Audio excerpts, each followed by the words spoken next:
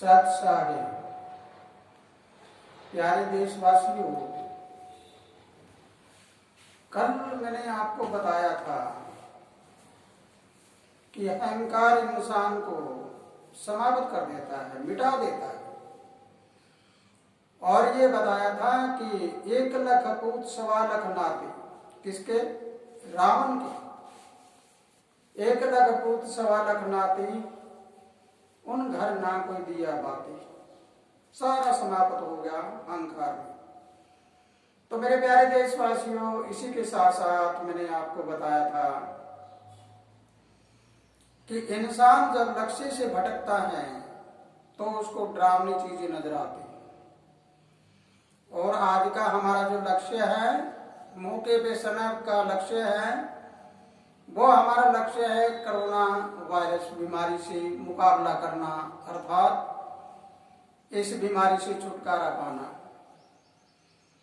लेकिन हम लोग इस लक्ष्य से भटक चुके हैं।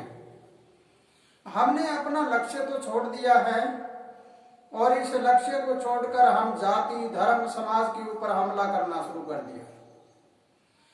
हम कहीं देखते हैं उसने वायरस फैला दिया, उसने फैला दिया। इधर गरीब लोग हैं, वो रास्ते में मर रहे हैं, कोई भूख से मर रहा है, कोई चिल्ला रहा है, कोई किसी को कुछ कह रहा है, कोई कुछ ही कह रहा है। मेरे प्यारे देशवासियों, तुम लक्ष्य से भटको मत, लेकिन मैंने ये भगवा पहना है। तुम्हें मेरी बात को बड़ा गौर से समझना और सुनना है। अगर मेरी बात आपको समझ आ जाती है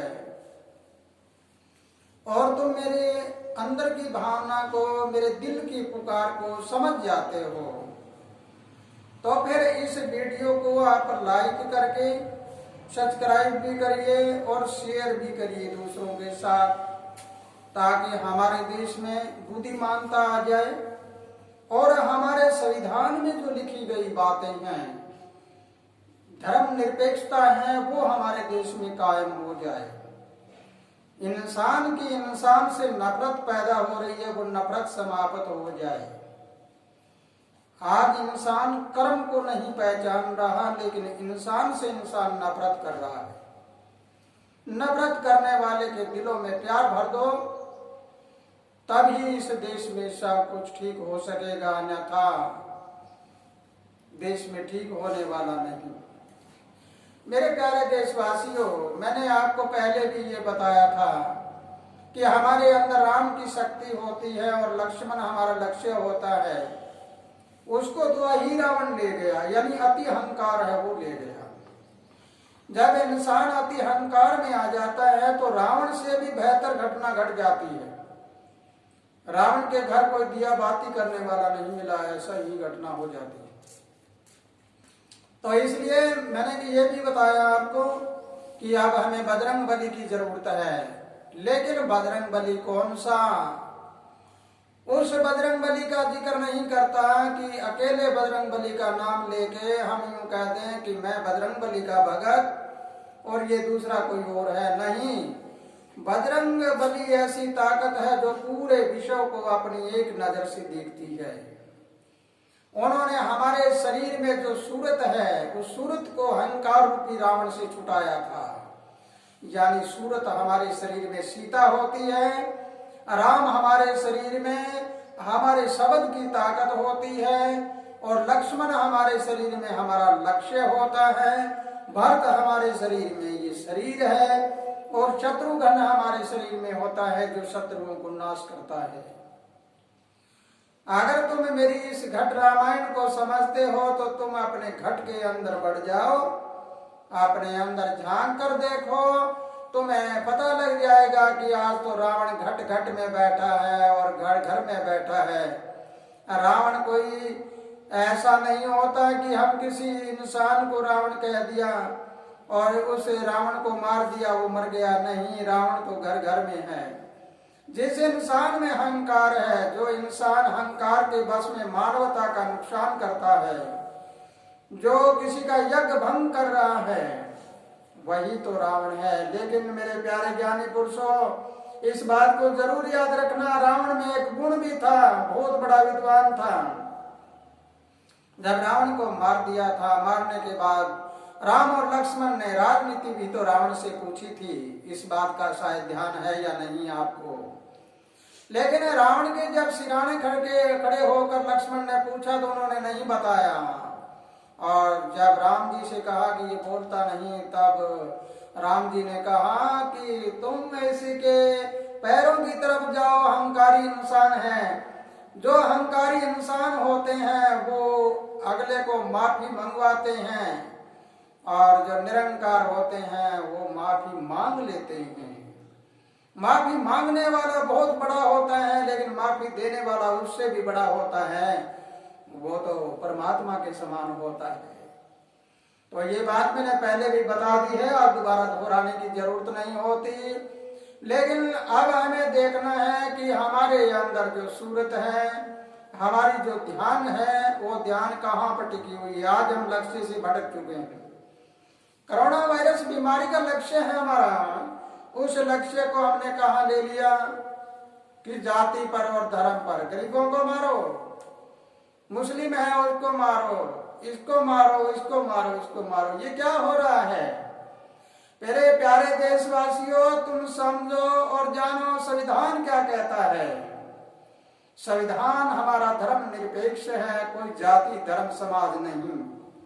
और ये प्रजातंत्र आज कितने वर्ष हो चुके हैं प्रजातंत्र लागू हुए, डेमोक्रेसी को लागू हुए आज 71 वर्ष हो चुके हैं। लेकिन जिस समय 26 जनवरी 1950 को संविधान लागू हुआ, उस दिन में और आज के दिन में अंतर क्या है? हमने संविधान की प्रक्रिया को कितना समझा है? संविधान का किसी अनुच्छेद के बारे में आपने देखा है? संविधान हमारा क्या कहता है? इस संविधान को तो हमने देखा नहीं है, और हम अपनी अपनी बात करके एक मानवता को भंग कर रहे हैं। मेरे प्यारे देशवासियों, ये बात मैं इसलिए कह रहा हूँ, एक तो भगवा पहना हुआ है और दूसरा मैं भारत का वासी हूँ, मैं भारत का नागरिक हूँ। मेरे लिए भारत की नागरिकता भी बहुत बड़ी है, और मेरे लिए सबसे बड़ा है भगवा। और भगवा कपड़ा मैंने पहन रखा है, भगवा नाम भगवान का होता है।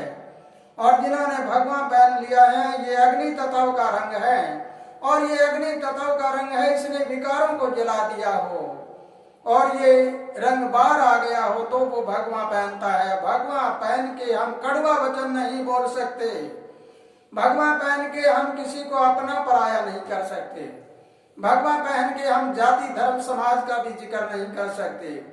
इसलिए मेरे प्यारे देशवासियों, इस भगवा की गरिमा के कारण मेरी तो हाथ जोड़ के सभी देशवासियों से ये प्रार्थना है कि तुम इस जाति और धर्मवाद के इस चक्कर को बंद करो और बंद करके भाईचारा बढ़ाओ। मेरा अपना तो नारा है, भाईचारा जिंदाबाद, फिर हमारा देश रहेगा सदा आबाद। अगर हमारे देश में भाईचारा नहीं है और हम इस चक्कर में रहे हैं कि हमारा देश हम विश्व का गुरु बनाएंगे, हमारा देश विश्व का गुरु होगा।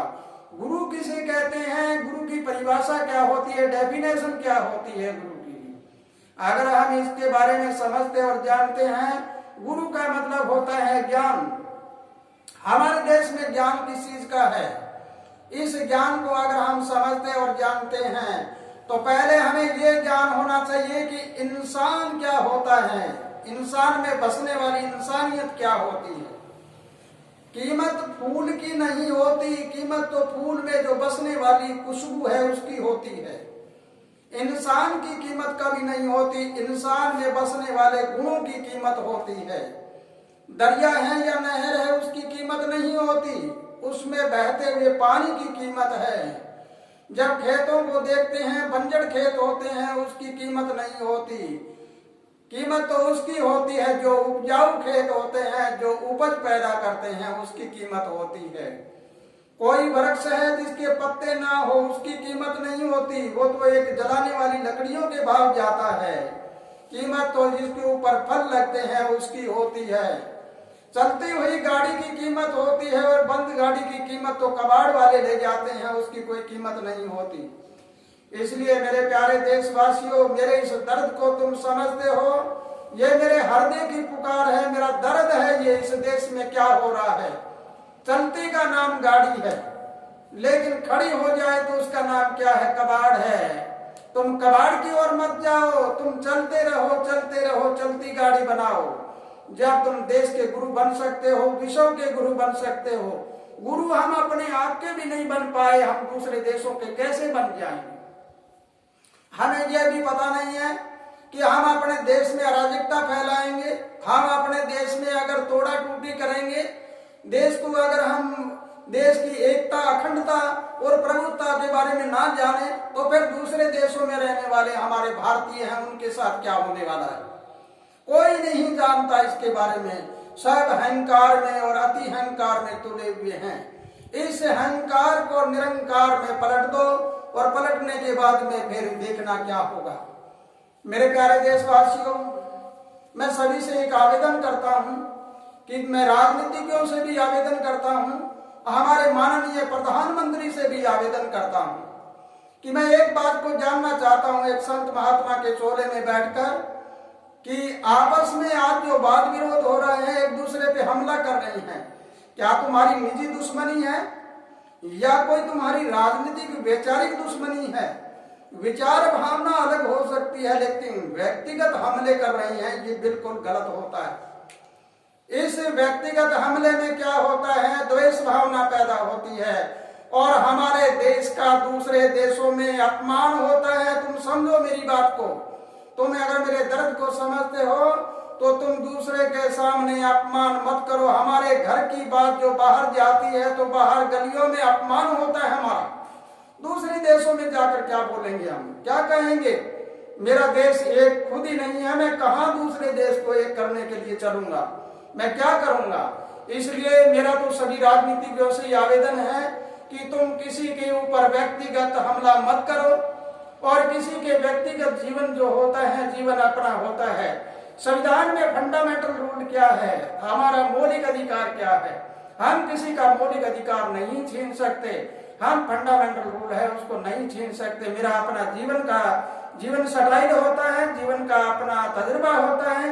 मैं अपना जीवन जैसे जीता हूं वैसे जीऊं, लेकिन जीवन जीने के साथ ये भी होता है कि मैं गलत तरीके से अगर जीवन जीता हूं तो वो मेरी इंसानियत को समाप्त कर देता है।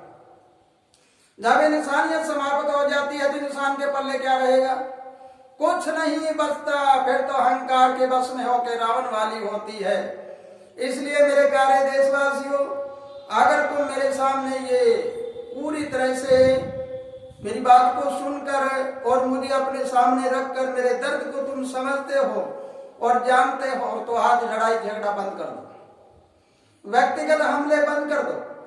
और नारी समाज का अपमान करना मेरे देश की संस्कृति में नहीं है, सनातन धर्म में नहीं है, हिंदू संस्कृति में नहीं है। कोई ऐसा नहीं है जो नारी का अपमान करे, चाहे वो नारी कैसी भी हो। लेकिन नारी का अपमान करना, हम किसी दूसरे पे हमला करना, किसी बहन बेटी पे हमला करना, ये क्या हो रहा है? मेरे प्यारे देशवासियों, अपनी जबान के 4 दोष होते हैं। पहला कड़वा वचन, दूसरा झूठ, तीसरा चुगली और चौथा चापलूसी। इस चुगली ने हमारे देश को अलग थलग कर दिया है। एक दूसरे की चुगली कर करके हमारे देश की भोली भाली जनता है, इसके दिमाग में उल्टी बात भर दी है। और चापलूसी, हाँ जी हाँ जी हाँ जी हाँ जी करके अपना काम निकाला, अगले को धक्का दिया। और झूठ बोलकर अनेक प्रकार के हम अपने हथकंडे अपना लेते हैं। और कड़वा वचन बोलकर कितनी आत्माओं को दुख देते हैं, आत्मा दुखा देते हैं। आत्मा ही परमात्मा है। तुम किसी को दुख दोगे तो परमात्मा तुम्हें दुख जरूर देगा, और तुम किसी को सुख दोगे तो परमात्मा तुम्हें सुख जरूर देगा। इसलिए मेरे प्यारे देशवासियों, अगर मेरे इस दर्द को समझते हो और मेरी इस कहानी को पूरी तरह से समझते और जानते हो, तो तुम देश की एकता, अखंडता और प्रभुता, इनके बारे में पूरा ध्यान रखो कि जब जाति धर्म का चक्कर चला रखे हैं, तो इसमें अगर हम ऐसी लाइन में रहेंगे तो देश क्या होगा, हमारा कैसे होगा। फिर आपको ये समझना है, अगर मेरी बात को मानते हो तो संविधान उठा के देख लेना। तुम संविधान में जाति धर्म का कोई भी संगठन भी नहीं बना सकते। अगर तुम्हें देश को एक विश्व का गुरु बनाना है, ऊपर उठाना है, तो जाति धर्म समाज का ये जो संगठन है, ये संगठन सब बंद कर दो और संगठन बंद करके एक संगठन बनाओ, विश्व एकता संगठन, विश्व शांति का संगठन बनाओ, ताकि विश्व शांति के लिए पूरा देश एक होकर चलो। फिर देखो तुम्हारे देश की गरिमा पूरे विश्व में क्या होगी। फिर तो जय जयकार होगी भारत की, जय जयकार होगी भारतवासियों की। लेकिन ये क्या जय जयकार है, आज अपने फायदे के लिए दूसरे को गालियां निकालना, अपने फायदे के लिए दूसरे के ऊपर बढ़ चढ़ कर हमला करना। लेकिन मेरे प्यारे देशवासियों, मेरी इन बातों से कोई ठेस पहुंच जाती है किसी को तो मुझे माफी देना। मैं एक पागल हूँ, मैं एक मूर्ख हूँ, मैं एक अनजान हूँ, मैं एक संत महात्मा के चोले में हूँ, लेकिन वो भी प्रथम गद्दी वाला। लेकिन एक और बता देता हूँ आपको, मैं गृहस्थ में हूँ, बेटे पोतों में हूँ और ज्ञान विज्ञान के साथ कार्यक्रम है। मैं अपने गांव में हूँ, जिस गांव में जन्मा हूँ उसी गांव में हूँ। इसलिए मुझे दर्द है, मुझे पता होता है एक परिवार में रहने वाला अपने परिवार को पालता है तो कैसे होता है। मैं जानता हूं कि अपने गांव को कैसे संतुष्ट किया जाता है। मैं जानता हूं कि एक इंसान की इज्जत कैसे की जाती है। मैं जानता हूं कि एक नारी की इज्जत कैसे की जाती है। धर्म पत्नी मेरी बिल्कुल अनपढ़ है, लेकिन अनपढ़ होते हुए मेरे साथ वो गद्दी पे बैठती है। आप सोचिए, मैंने नारी का इज्जत किया या अपमान किया, मैं अपना घर छोड़कर बाहर चला जाता और मैं अपने आप में बहुत बड़ा संत पककर मैं दूसरे का अपमान करना शुरू कर देता। मुझे क्या पता होता नारी क्या होती है, मैं क्या जानता मेरे घर बार क्या होते हैं। इसलिए मेरे प्यारे देशवासियों, अगर मेरी बात को समझते हो तो तुम किसी का अपमान मत करना, अपमान मत करना और देश को खंडित मत होने दो, अखंडता बनाए रखो और जाति धर्म समाज का चक्कर है इसको बंद कर दो। तो इसलिए मेरे प्यारे देशवासियों, आज मेरा आपसे यही आवेदन है कि तुम सब एक हो जाओ। एकता में बड़ा बल है, एक रहोगे तो सब कुछ पालोगे और एकता हुई तो सब कुछ खोलोगे। तो इसी के साथ मेरे प्यारे देशवासियों, अगर मेरी बात समझ आई है, मेरी बात को समझते हो तो कमेंट भी लिखिए। मेरी बात गलत है तो भी लिखिए, सही है तो भी लिखिए। गलत कहने वाला भी मेरा है, मेरे बारे में गलत कहेगा वो भी तो मेरा है, सही कहेगा वो भी मेरा है। जो मुझे गिराना चाहे वो भी मेरा, चढ़ाना चाहे वो भी मेरा, सब कुछ मेरा है। तुम मेरे हो और मैं तुम सबका हूँ। फिर नारा लगाओ एक बार, भाईचारा जिंदाबाद और देश रहेगा सदा आबाद। इसी के साथ खुशहाल रहो, आनंद करते रहो, परमात्मा लंबी उम्र दे तुम्हें और सब कुछ सुख शांति अमन चैन से रहे और भाईचारा बढ़ जाए। सत साहिब।